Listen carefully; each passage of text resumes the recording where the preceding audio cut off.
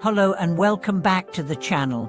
Today, we're addressing a question that many people in the Buddhist community have struggled with at some point in their practice. Why do some people fail in chanting the Buddha's name, even after years of practice? This is a question that is often asked by practitioners of the Pure Land school, especially when they feel their chanting doesn't seem to bring them the blessings and results they expect. If you're someone who has been chanting for a long time and hasn't seen the fruits of your labor, this video is for you. We'll delve into why certain people's chanting practice doesn't seem to work and, more importantly, how to overcome these obstacles through repentance and sincere intention. The chanting of the Buddha's name is a central practice in Pure Land Buddhism, and it's considered one of the most accessible ways to reach enlightenment. Amitabha Buddha's vow promises that anyone who sincerely chants his name will be reborn in the Pure Land, where conditions are most conducive for attaining Buddhahood. But why is it that some people fail to experience the benefits of this practice, even after years of dedication? In this video, we'll explore 3 specific types of individuals whose chanting efforts are ineffective and what they can do to overcome these obstacles. We'll also discuss the importance of repentance in Buddhist practice, and how by repenting for past mistakes and aligning our intentions with the right mindset, we can once again receive Amitabha Buddha's blessings and guidance. So, if you've been struggling in your practice, stay tuned as we uncover the deeper aspects of this issue. The first type of person, the one who chanting without sincerity. The first group of people who struggle with chanting, no matter how long they practice, are those who chant without sincerity. In Buddhist practice, especially in Pure Land Buddhism, the key to success in chanting is not the number of repetitions, but the sincerity of the heart. Chanting the Buddha's name with a distracted or superficial mind is unlikely to lead to the results we seek. Amitabha Buddha's vow is deeply rooted in compassion, but this vow is not just about repeating the Buddha's name, it's about cultivating a genuine wish for rebirth in the Pure Land and a sincere desire for liberation from suffering. For those who chant but fail to focus on the true meaning behind the words, the chanting becomes mechanical and the practice does not lead to spiritual growth. Just like any other practice, whether it's meditation or ethical conduct, chanting requires mindfulness and heartfelt intention.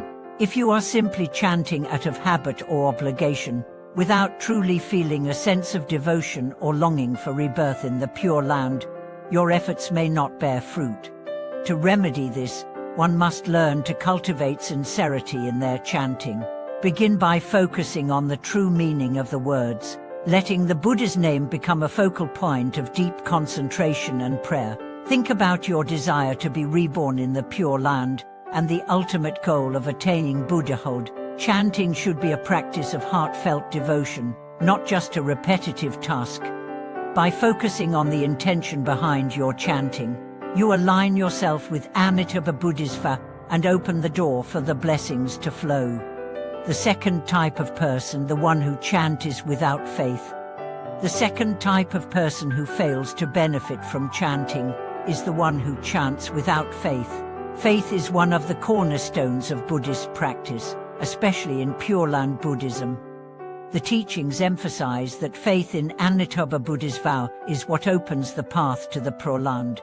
Without true faith in Amitabha Buddha's compassion and power, chanting the Buddha's name can feel like an empty ritual. Faith is the fuel that drives the practice, giving it purpose and power.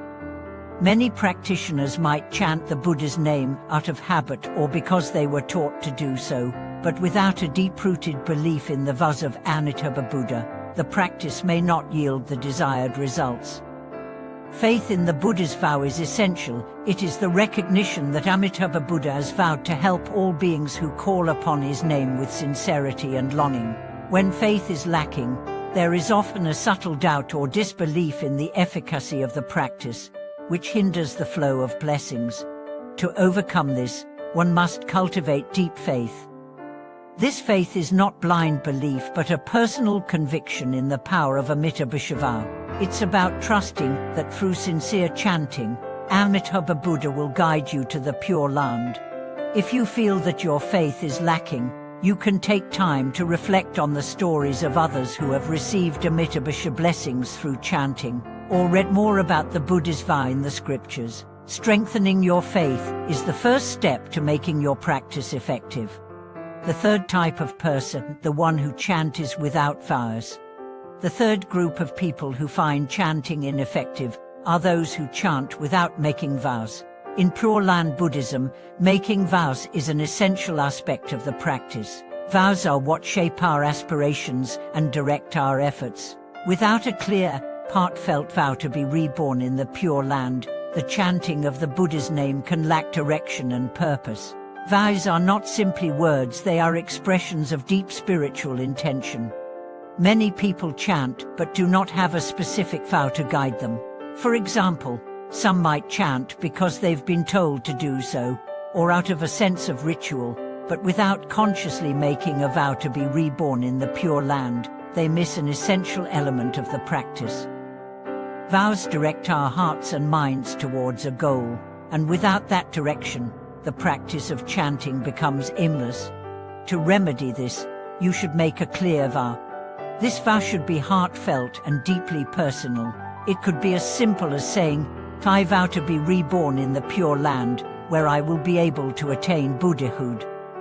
It is this vow that transforms your practice, turning it from mere chanting into a profound spiritual aspiration.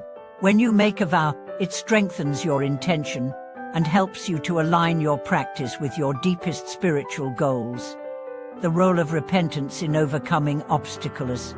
One of the most powerful practices to overcome these obstacles, whether it is lack of sincerity, faith, or vows, is the practice of repentance. In Buddhism, repentance is not about feeling guilt or shame. It is about acknowledging the obstacles or negative actions that have hindered our spiritual progress and seeking to purify them. Repentance is a way to clear away the karmic hindrances that obstruct our practice, allowing us to begin anew. Repentance is an act of self-reflection and humility, where we recognize the limitations of our practice and express regret for any shortcomings. It is a way of aligning our actions with the Buddha's teachings and asking for guidance. Repentance purifies our minds, helping us to return to a state of clarity and focus. To practice repentance, one can reflect on the obstacles that have prevented progress in chanting and vow to overcome them. It is a powerful way of resetting your intentions and preparing to move forward on the path. Through repentance, you cleanse the mind, making it more receptive to the blessings of Amitabha Buddha. Conclusion: reclaiming the power of chanting. In conclusion, chanting the Buddha's name is a powerful and transformative practice, but its effectiveness depends on the sincerity of the practitioner's heart, the strength of their faith, and the clarity of their vows. For those who have struggled with chanting despite years of practice, it's essential to cultivate sincerity, develop faith, and make a clear vow to be reborn in the Pure Land. Additionally, the practice of repentance can help to clear away the obstacles that have hindered your progress, allowing you to regain the benefits of your chanting practice. Remember that chanting is not just about repeating words, it is about aligning your heart and mind with the intention of liberation. By approaching chanting with the right mindset, faith, and vows, you can unlock the full potential of this practice and receive Amitabha Buddha's blessings. Thank you so much for watching this video. I hope today's discussion on the obstacles to chanting and how to overcome them through repentance and vows has been helpful for you. If you have any thoughts or questions, please feel free to share them in the comments below, and don't forget to subscribe to the channel for more content like this. Take care, and I look forward to seeing you in the next video.